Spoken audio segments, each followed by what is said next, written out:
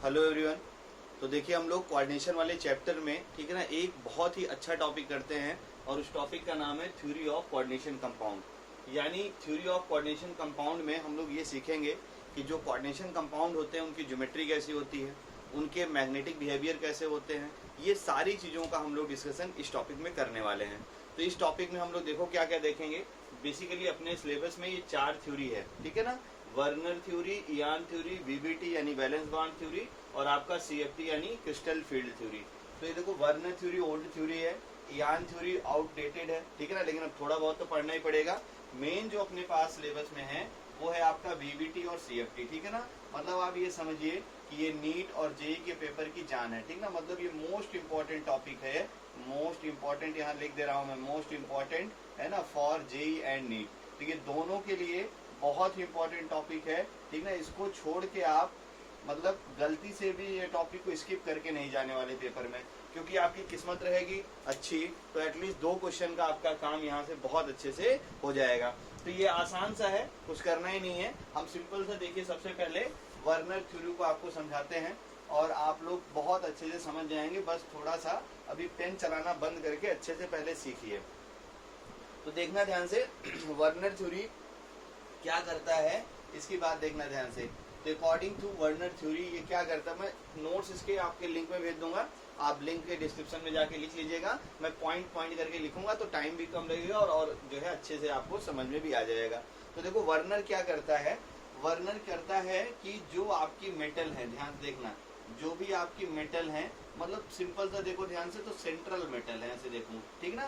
तो जो central metal है, इस सेंट्रल मेटल की बोलता है कि भाई इसकी 2 टाइप की वैलेंसी होती है। जो सेंट्रल मेटल होता है इसकी 2 टाइप की वैलेंसी होती है।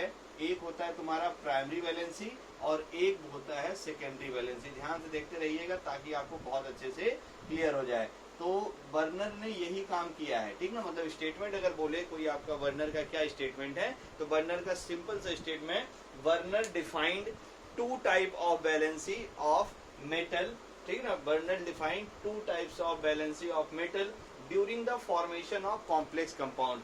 यानी जो भी कॉम्प्लेक्स कंपाउंड बनता है उसमें जो मेटल आपकी पार्टिसिपेट करती है वो मेटल 2 टाइप की वैलेंसी अपने पास रखती है। एक है तुम्हारा प्राइमरी वैलेंसी और दूसरी कौन सी है, सेकेंडरी वैलेंसी। तो अब हम एक एक टॉपिक को अच्छे से करते हैं कि क्या होता है तुम्हारा प्राइमरी वैलेंसी, ठीक ना। तो फर्स्ट टॉपिक को हम लोग हिट करते हैं और ये है आपका, देखना ध्यान से, ये है आपका फर्स्ट टॉपिक, इसमें हम लोग देखेंगे वो है आपका प्राइमरी वैलेंसी, ठीक है ना। तो देखना ध्यान से कि प्राइमरी वैलेंसी क्या होती है, इसकी बात की जाए तो प्राइमरी वैलेंसी क्या होती है ये ध्यान में रख के रहना। तो प्राइमरी वैलेंसी जो होती है ये रिप्रेजेंट करता है, यहाँ लिख देता हूं मैं, आप अच्छे से देखते रहना। इट्स रिप्रेजेंट, ये क्या रिप्रेजेंट करता है, it's represent oxidation number. Simple सा देखो, इट रिप्रेजेंट ऑक्सीडेशन नंबर।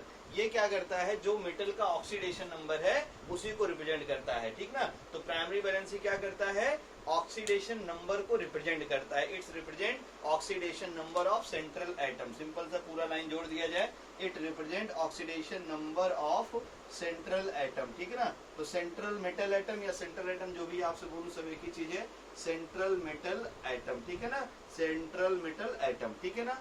ये याद रखे रहना। और देखना ध्यान से, इट डिनोटेड बाई, ये भी लिख लिया जाए, इट्स डिनोटेड बाई, इसको हम लोग लिखते कैसे हैं, इट डिनोटेड बाई, ठीक है ना, डॉटेड लाइन। इसको हम लोग ऐसे डॉटेड लाइन से लिखा करते हैं, ठीक है ना।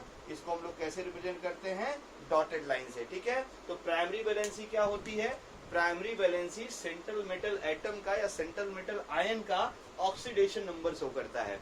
प्राइमरी वैलेंसी क्या करती है, सेंट्रल मेटल एटम का या सेंट्रल मेटल आयन का, ठीक है ना, ऑक्सीडेशन नंबर शो करता है। इसको रिप्रेजेंट किससे करते हैं हम लोग, डॉटेड लाइन से, ठीक है ना। तो आप देखना ध्यान से कि जो प्राइमरी वैलेंसी है, ठीक है ना, ये कैसे सेटिस्फाइड होती है किसी भी कोऑर्डिनेशन कंपाउंड में। तो पहले ये डेफिनेशन लिख लीजिएगा और इसके बाद 3-4 पॉइंट स्टार बना के मैं लिख रहा हूँ, वो सारे पॉइंट भी आपको अच्छे से समझ में आने चाहिए। तो जैसे पहला पॉइंट है, ठीक है ना, फर्स्ट पॉइंट ये लिखेंगे, देखो प्राइमरी वैलेंसी एक्चुअली में जुड़ती कैसे है, ठीक है ना। तो प्राइमरी वैलेंसी क्या है, हमेशा याद रखो, जो प्राइमरी वैलेंसी है इसको हम लोग सेटिस्फाइड कराते हैं एन आयन से, ठीक ना। It's satisfied by an ion.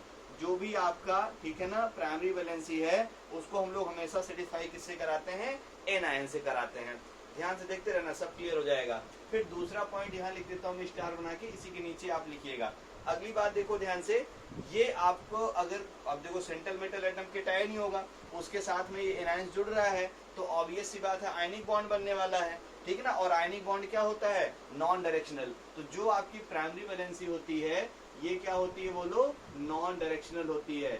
जो प्राइमरी वैलेंसी होती है वो क्या होती है, नॉन डायरेक्शनल, ठीक है ना। ये हो गई दूसरी बात, ठीक है ना। तीसरी बात देखिए ध्यान से, अब क्या करता है जो प्राइमरी वैलेंसी, ये और क्या बनाता है, तो देखो ये केटायन है और ये एनायन है, तो अब ये सी बात है क्या हो जाएगा, आयोनाइज हो जाएगा। तो ये जो वैलेंसी होती है प्राइमरी वैलेंसी, ये होती है आयोनाइजेबल, ठीक है ना। तो ये 3 पॉइंट है प्राइमरी वैलेंसी के लिए।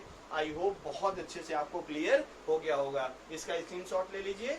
इसके अगले पार्ट में सेकेंडरी वैलेंसी को हम लोग पढ़ते हैं,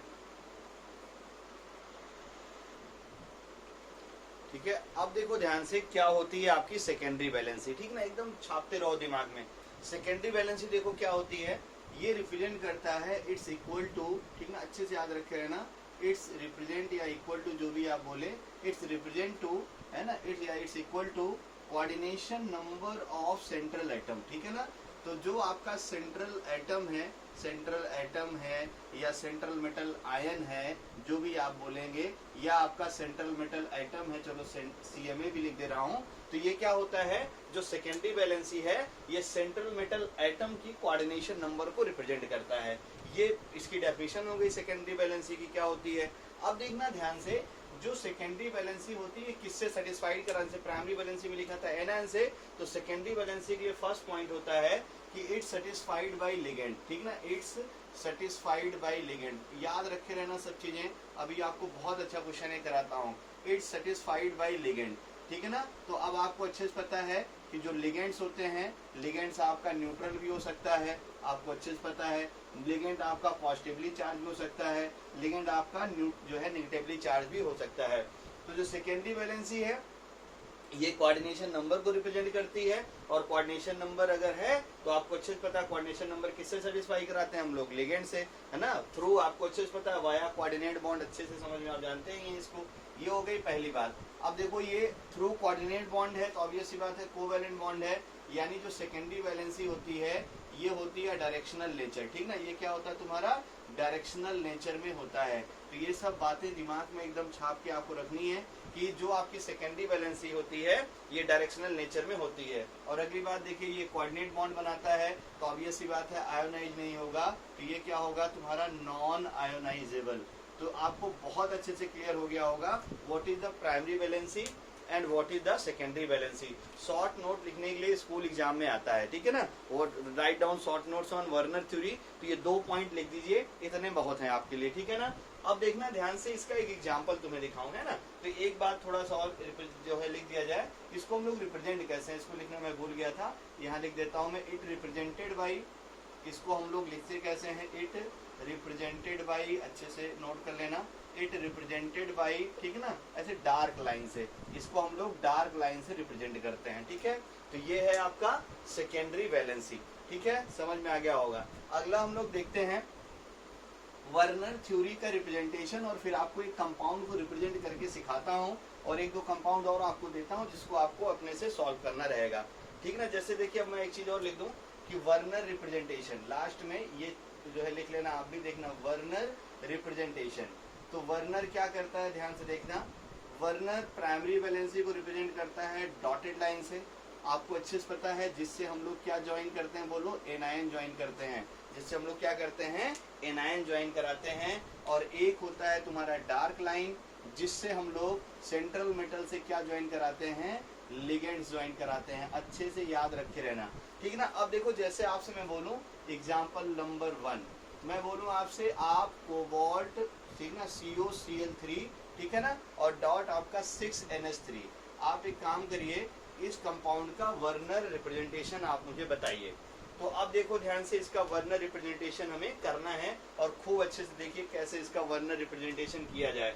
तो अब देखो ध्यान से, इस कंपाउंड के कई सारे फॉर्म हो सकते हैं, तो उसमें हम लोग एक एक फॉर्म लेके आपको सिखाते हैं। तो ये देखो आपका कोबाल्ट के साथ में 6 मॉलिक्यूल आपका अमोनिया है। आप देखना ध्यान से, जो कोबाल्ट है यहाँ पे जब आप निकालोगे तो ये +3 ऑक्सीडेशन नंबर में है।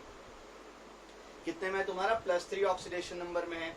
तो ऑब्वियस सी बात है, इस कोबाल्ट की देखना ध्यान से, ये +3 इसका ऑक्सीडेशन नंबर है, तो मतलब इस कोबाल्ट का जो प्राइमरी वैलेंसी है, मैं शॉर्ट में लिखता हूँ प्राइमरी वैलेंसी, ये किसके बराबर होगा? देखो +3 के बराबर। और इस कोबाल्ट की जो सेकेंडरी वैलेंसी होगी, ये भी आप लिख सकते हैं, आपको अच्छे से पता है प्राइमरी वैलेंसी कोबाल्ट की अगर +3 है तो ऑब्वियस सी बात है ये किस में रहेगा? देखो 6 में रहेगा। बात समझ में आई? तो प्राइमरी वैलेंसी +3 है तो सेकेंडरी वैलेंसी क्या हो जाएगी? 6 के बराबर हो जाएगी।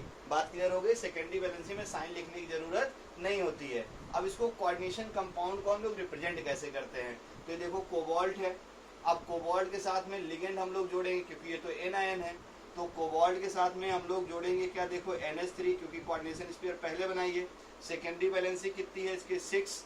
तो ये देखो क्या हो गया? ये हो गया तुम्हारा कोऑर्डिनेशन स्फीयर। और अब देखो एनायन है तो Cl3 देखो यहाँ मैंने जोड़ दिया, तो ये इस कंपाउंड का कोऑर्डिनेशन कंपाउंड का रिप्रेजेंटेशन हो गया। अब देखो ध्यान से, इस चीज को हमें रिप्रेजेंट करना है वर्नर थ्योरी से। किससे रिप्रेजेंट करना है? वर्नर थ्योरी से। तो बहुत आसान है, एकदम अच्छे से देखो। सबसे पहले क्या करिए, आप कोबाल्ट दिखा दीजिए। ये देखिए आपका कोबाल्ट हो गया। अब हमें क्या करना है, इसके साथ में प्राइमरी वैलेंसी और सेकेंडरी वैलेंसी को जोड़ के दिखाना है। तो आप देखिए जरा ध्यान से, 6 NH3 है, तो सेकेंडरी वैलेंसी को कैसे डिसाइड कर जो है डिनोट करते हैं हम लोग? डार्क लाइन से। NH3 एक इधर गया, एक NH3 देखो इधर चला गया, बाकी बचे 4 NH3, एक NH3 हम लोग यहाँ जोड़ देते हैं अच्छा लगने के लिए। ये देखो एक NH3 हम लोग यहाँ जोड़ देते हैं, कितने हो गए? देखो 4, और एक NH3, 2 NH3 और बचे हुए हैं, ये हो गया 5वां NH3, और ये हो गया आपका देखो 6ठा NH3। अब क्या बचा है देखो आपके पास? अब बचा है आपके पास Cl। तो Cl कैसे जोड़ा जाए इसको देख लीजिए। 3 Cl है आपके पास, तो देखो डॉटेड लाइन से हम लोग जोड़ देते हैं Cl। ये देखो डॉटेड लाइन से हम लोग जोड़ देते हैं Cl। ये देखो डॉटेड लाइन से हम लोग क्या जोड़ते हैं? Cl। तो ये क्या है? वर्नर रिप्रेजेंटेशन है इस कंपाउंड का। ये वर्नर रिप्रेजेंटेशन है इस कंपाउंड का। आपको बहुत अच्छे से ये समझ में आ गया होगा, ठीक है ना। कुछ और क्वेश्चन में देता हूँ, जैसे मैं आपसे बोलूँ, ठीक है ना, आपको एग्जांपल में दे दूँ कि आप जरा इस कंपाउंड को रिप्रेजेंट करिए। CO है ना, और आपके पास है NH3, यहाँ पे कर देता हूँ 4, यहाँ कर देता हूँ मैं Cl2, और अब एक क्लोरीन को मैं बाहर कर देता हूँ, ठीक है ना। अब जरा इसको रिप्रेजेंट करके आप दिखाइए कि कैसे इसको हम लोग रिप्रेजेंट करेंगे।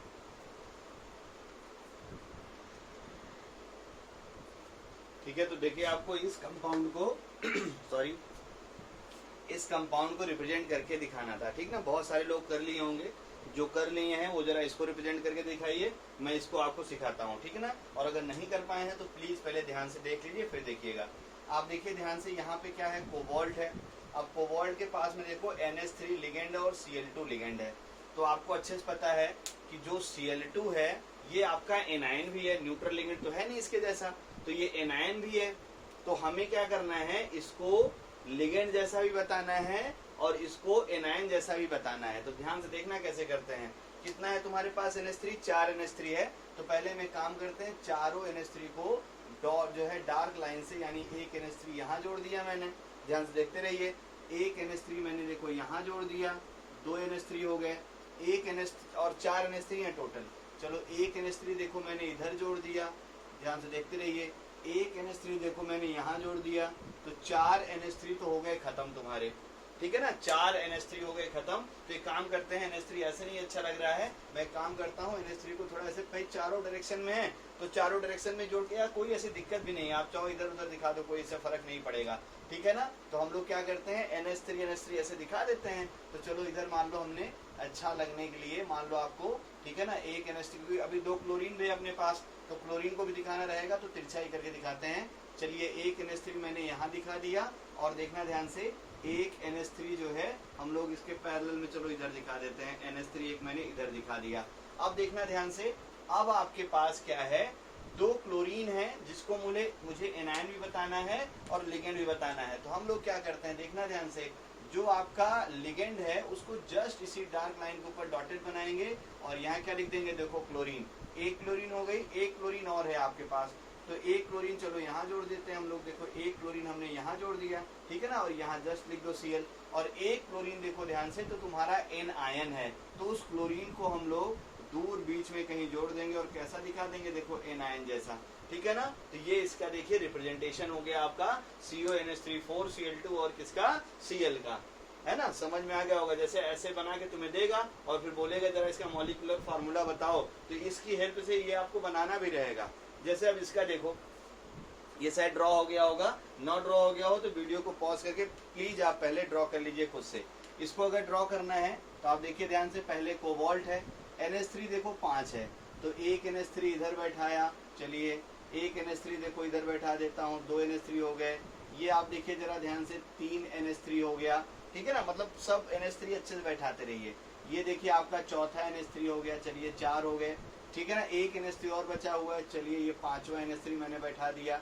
अब देखो एक इसके पास क्लोरीन एटम है, एक इसके पास क्लोरीन एटम है जो कि देखना ध्यान से लिगेंड है, जो कि देखिए लिगेंड है लेकिन एन आयन भी है, एक क्लोरीन एटम है जो भी लिगेंड है और क्या है तुम्हारा देखो एन आयन है। तो इस चीज को देखो कैसे दिखाएंगे, एक तो देखो ये लिगेंड भी है, ये क्लोरीन तुम्हारा लिगेंड भी है और ये क्लोरीन तुम्हारा एनायन भी है, तो यहाँ से क्या करूंगा देखो ऐसे ऐसे ऐसे ऐसे डॉटेड लाइन से दिखा दूंगा, ठीक है ना। और ये देखना ध्यान से इस चीज को, अब 2 क्लोरीन बाहर तुम्हारे एनायन जैसे हैं तो उन क्लोरीन को अलग ही कहीं दिखा दीजिए। चलिए एक एनायन आपका क्या हो गया देखो यहाँ चला गया और एक एनायन आपका देखो यहाँ चला आया Cl-, क्लियर हो गया होगा। ऐसे भी देखो इस चीज को चाहो तो चाहे ऐसे दिखाइए, ऐसा बहुत जो है मिलता नहीं है इसलिए ऐसा नहीं दिखाएंगे, कहीं कहीं किताबों में शायद आपको मिल जाए ऐसा, तो ऐसा मत दिखाइए, आप एक काम करिए दोनों जैसा दिखा दीजिए। ये मॉडर्न रिप्रेजेंटेशन है और सबसे अच्छा रिप्रेजेंटेशन है, कोई कंफ्यूजन भी नहीं होता है। तो अब देखो 2 Cl दिखाना था तो एक Cl ये तुम्हारा लिगेंड भी है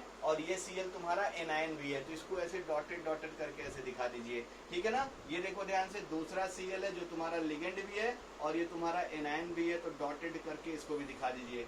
तो आई होप अब आपको बहुत अच्छे से क्लियर हो गया होगा वर्नर थ्योरी कैसे आप रिप्रेजेंट करते हैं, ठीक है ना। तो ये मॉलिक्यूल का रिप्रेजेंटेशन है, और सारे क्वेश्चन आपको डिस्क्रिप्शन लिंक में मिल जाएंगे, तो प्लीज इसको थोड़ा आप ड्रॉ करके देख लीजिएगा। तो वर्नर थ्योरी में इतना ही आपको पढ़ना है और आई होप बहुत अच्छे से क्लियर हो गया होगा।